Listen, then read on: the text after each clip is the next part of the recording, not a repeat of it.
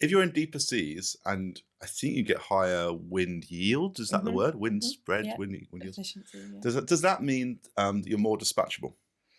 And you can participate in balancing services better. There's less intermittency.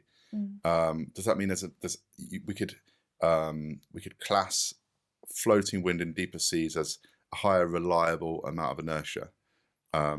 Actually, we won't talk about inertia. But does this mean that the blades will spin more?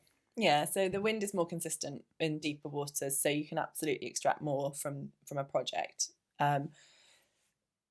Which is great. And that's it.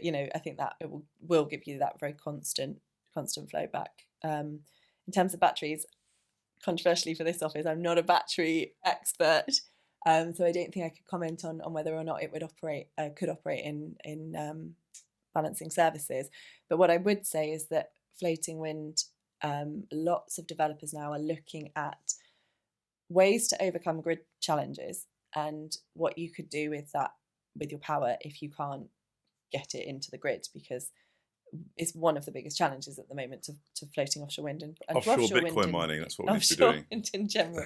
So lots of people are looking at things like hydrogen or building battery storage into their projects in order to not lose the opportunity. So there's lots of people looking at that and different models to make the project stack up, particularly when you can't connect into the grid or can connect into the grid, but it's much more challenging.